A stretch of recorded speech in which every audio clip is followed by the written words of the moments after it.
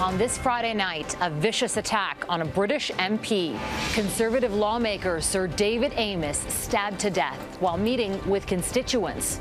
And today he was simply dispensing his duties when his life was horrifically cut short. What police are saying about the suspect and the possible motive, giving Afghanistan girls hope for the future. I don't know what would I have done if we stayed. Jeff Semple is in Islamabad tonight with families who fled the Taliban takeover. What's being done to help them and those left behind? Fully vaccinated Canadians can mark their calendars for land travel to the U.S. But will America accept those with mixed doses? Between a rock and a hard place. Could a rare mineral in Greenland help solve some of the world's climate problems? Global National with Donna Friesen. Reporting tonight, Farah Nasser. Good evening, and thank you for joining us. We begin in the UK, where parliamentarians are reeling after a horrific attack on one of their own. In southern England, Sir David Amess, one of the longest-serving MPs in British Parliament, was killed while carrying out his public duties. He was stabbed to death during a meeting with local constituents. A 25-year-old man is now in custody, suspected of murder. Redmond Shannon is in the town of Leigh-on-Sea with tonight's top story on the investigation and what's known about the potential motive. MP David Amess liked to meet voters in all parts of his constituency. This Friday, he welcomed people to the local Methodist church. But around midday, a man reportedly walked in and stabbed Amess multiple times. Tragically, he died at the scene. A 25-year-old man was arrested immediately at the scene on suspicion of murder. He remains in custody. A knife was also recovered at the scene. Police say they are keeping an open mind on the motive and are not ruling out terrorism. Nothing about today makes sense at all. Melanie Harris says the MP of 38 years was well known around her coastal town. He was always so welcoming, accommodating, friendly, approachable, and restored your faith in politics, like made you feel that you had a voice in your constituency. Well, he was so warm and so inviting. He had me come to his offices in London on numerous occasions. Reverend Steve Tinning says Amess, a Conservative MP, had helped him reunite Syrian refugee families in the area. This attack echoes 3 similar incidents in the UK over the past 21 years, including the 2016 murder of opposition Labour MP Jo Cox, just as she was about to meet with constituents in the north of England. That killing was just days before the divisive Brexit referendum in which Cox campaigned for the UK to stay in the EU. Her killer yelled nationalist slogans during the attack. It's so hard because we've got a job to do. And I find myself now, working as a politician and trying to help people and trying to do good things for people. But this is the risk. Amess was a lifelong Tory and staunch social conservative, but it's not clear whether politics played a role in his killing. Voters here expressing worry about the effect this latest deadly violence could have. We don't want to lose them. Face-to-face contact with those that represent us in the highest powers of Parliament is really important. But clearly, safety has to take a higher priority because we can't be here again. Counter-terrorism police are now leading the investigation. Redmond Shannon, Leigh-on-Sea, England. Before his death, David Amess wrote a book that reflected on the 2016 murder of Jo Cox and how, because of security concerns, MPs have had to change the way they interact with voters. In Eyes and Ears, A Survivor's Guide to Westminster, Amess wrote, "We all make ourselves readily available to our constituents and are often dealing with members of the public who have mental health problems. It could happen to any of us. We regularly check our locks, and many others have CCTV cameras installed." It was also a deadly day in Afghanistan. At least 47 people died after suicide bombers attacked a Shiite mosque packed with worshippers.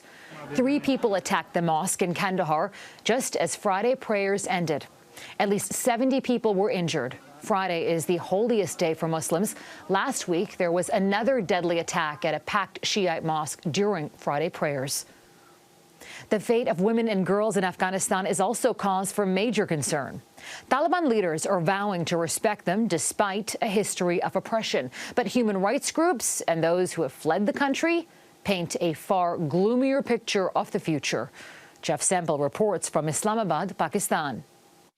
In Afghanistan, or anywhere else for that matter, this is an unusual sight.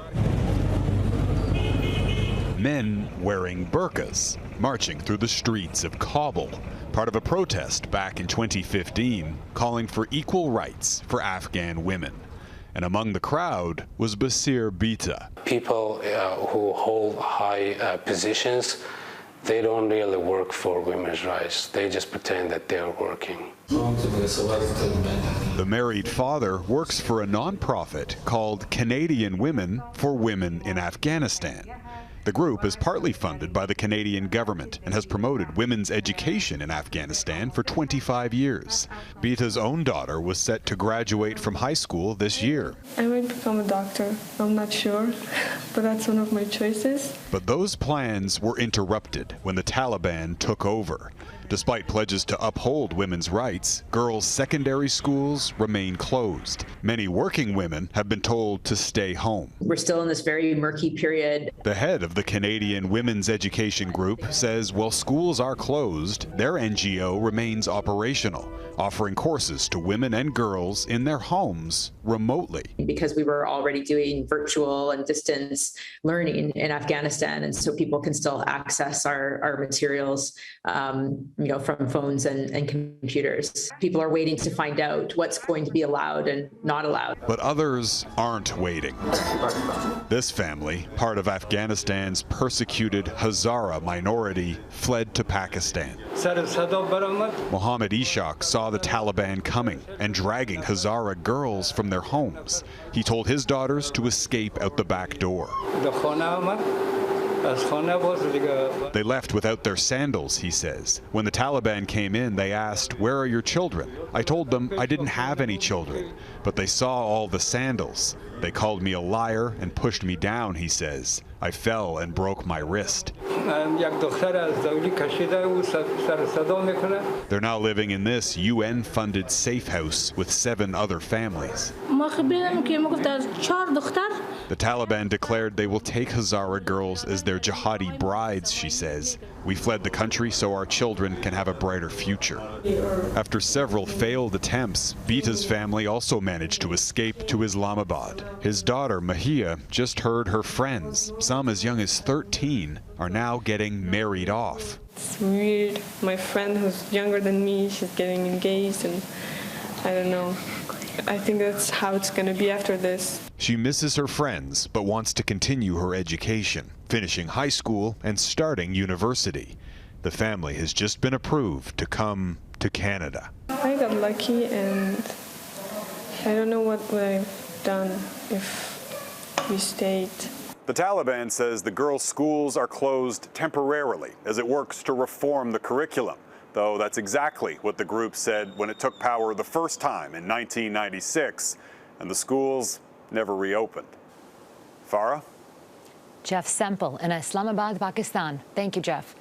A top commander with the Canadian military is making the case to get his job back. Admiral Art MacDonald voluntarily stepped aside as Chief of the Defence Staff after an allegation of sexual assault surfaced. General Wayne Eyre has been acting as the country's top military official ever since. Now, Global News has obtained a copy of a letter sent by MacDonald to top officers. As David Aiken reports, MacDonald claims he's been cleared and should be reinstated. The 3-page letter, signed by Admiral Art MacDonald, is addressed to the military's generals and flag officers, about 140 people. And in it, MacDonald refers to the allegation of sexual assault made against him as, quote, refuted, unsubstantiated, and my exoneration. That may be MacDonald's opinion, but his exoneration is still at issue. Admiral Art MacDonald was not exonerated by the military police. They were very careful in their report. Nonetheless, MacDonald says that if he cannot resume his duties as Chief of Defence Staff, that would mean attempts to change the military's culture when it comes to women and sexual misconduct will be set back. To avoid undermining the principles that must be foundational to legitimate cultural change, this means seeing my immediate return to duty. He also criticized the Prime Minister, the government, and the Department of National Defense for how it is handling his case, even as he boasted about his own behavior. I have acted with the integrity and compassion that you would expect of your admiral. Therefore, I assert that my leadership is now proven stronger than ever. Defense Minister Harjit Sajjan said McDonald's letter was, quote, inappropriate and unacceptable. And in a statement to Global News, he said, in Canada, civilians provide necessary oversight of the military and decide who is best suited to lead the armed forces. McDonald's email does not reflect this, nor does it reflect the need to put survivors and victims of sexual misconduct first. And the acting chief of the defense staff, General Wayne Eyre, took a similar tone, saying, McDonald's shocking letter changes nothing with respect to our vital work of defending our nation, changing our culture, and preparing for the threats ahead. And the complainant, her name is Navy Lieutenant Heather McDonald, and she was already feeling let down by the system back in August when investigators said they would file no charges against the Admiral. She told Global News that she felt like she'd been punched in the stomach, that she'd gone through hell for nothing. It was one thing that Admiral McDonald's investigation ended with no charges, but this 3-page letter from the Admiral, well, it's a different matter, say military experts and some victims. They say the Admiral's grievances and his tone may make it more difficult for future victims to come forward. Farah? David Aiken in Ottawa. Thank you, David. There is a major update tonight on the water crisis in Iqaluit. The city says test results have come back showing exceedingly high concentrations of fuel components in a tank that supplies water to the capital. Residents were warned Tuesday not to drink the water. The Nunavut government has shipped in water to help. Residents have also been drawing water from a nearby river. An investigation is now underway, but officials suspect contaminants from the soil or groundwater somehow got into the tank. The city says it's flushing its water distribution system. BC's to Kamloops to Secwépemc First Nation says Prime Minister Justin Trudeau will visit on Monday. The trip to Kamloops follows Trudeau's apology for not responding to 2 invitations to visit on September 30th, the first National Day for Truth and Reconciliation. Instead, he spent the day on a BC beach with his wife. And we now have a firm date for when Prime Minister Justin Trudeau will name his new cabinet. The announcement is set for October 26th, and Parliament will return on November 22nd. And there's another date to mark on your calendar if you're hoping to travel to the U.S. by land. Monday, November 8th is set for the reopening of the border to fully vaccinated, non-essential travelers. A negative COVID-19 test will not be required to enter the U.S. by land, but it is needed to return to Canada. And for those Canadians who have mixed vaccine doses, you will be allowed to cross into the United States. Late today, the U.S. Centre for Disease Control confirmed people who have had a combination of vaccines approved by the WHO will be considered fully vaccinated. Canadians traveling into the U.S. by air or land will have to be prepared to provide proof of their vaccination status. Former U.S. President Bill Clinton is recovering in hospital after being admitted for an infection. Doctors say the 75-year-old has a urological infection that spread to his bloodstream, and he's responding well to treatment. Clinton's spokesperson says he's in good spirits. Royally irritated. Coming up, the Queen is caught on camera criticizing world leaders. An upcoming global climate summit will be missing the world's largest greenhouse gas emitter. Reports suggest Chinese President Xi Jinping will not attend the COP26 conference in person. Glasgow is hosting the United Nations summit starting at the end of the month. Britain hopes to spur climate action at the talks, but there are reports that Xi told British Prime Minister Boris Johnson he won't be there. And ahead of that same summit, Queen Elizabeth was caught in a candid conversation Thursday, slamming world leaders for inaction on their promises to fight climate change.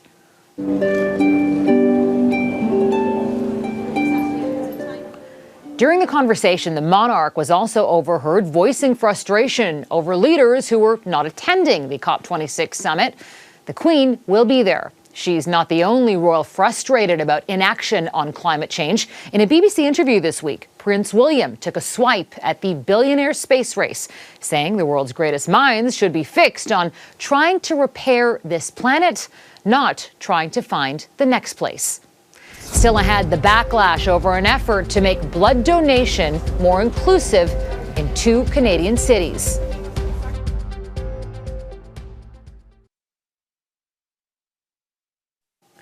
Canadian Blood Services says it's taking a step forward to be more inclusive. It's now expanding eligibility for some gay men to donate plasma at select clinics. Despite that, many are still unable to donate blood due to old Health Canada restrictions. As Michael Couture reports, advocates say this new step is nowhere near the change they want to see from Ottawa. There's lots of reasons to donate blood. That's why we need donors every day. The need is constant, but the eligibility continues to be constrained. Since 1992, gay men in Canada have been limited in how they can give the gift of life. A personal and professional challenge for Calgary paramedic Glendell Miguel. My own values tell me that I can't be a part of a system that discriminates individuals, especially like myself. Yet I understand the importance and the life-saving necessity for these products. Changes to the system in 2019 required gay and bisexual men to avoid sex with other men for 3 months before donating blood, but it was still a barrier others didn't have to deal with. This September, Canadian Blood Services began allowing plasma donations. Miguel was one of the first to take part in the pilot project, where screening questions focused on his sexual behavior rather than his sexual orientation. All the staff showed a lot of support and enthusiasm for change, and to be honest, most of them actually mentioned that this change itself does not go far enough. The Trudeau government has committed to removing the blood donation ban. In a statement, Health Minister Patty Hajdu said, "We anticipate receiving a submission from Canadian Blood Services later this year in order for them to implement a more inclusive behavior-based screening for all blood donors." But longtime advocate and lawyer Doug Elliott says the government could have and should have done it a long time ago. Instead, they let people suffer who need our rare blood types because they don't want to court political controversy, and I think that's tragic. Community activists agree and say this latest move is just a small step forward. They're going to look forward to when we actually have an end to the blood ban and really that equal application of screening for all donors. A move that would not only address an inequality, but could help fill the desperate need for more donors. Mike Couture, Global News, Ottawa. Next, the rock that geologists say could help save our planet.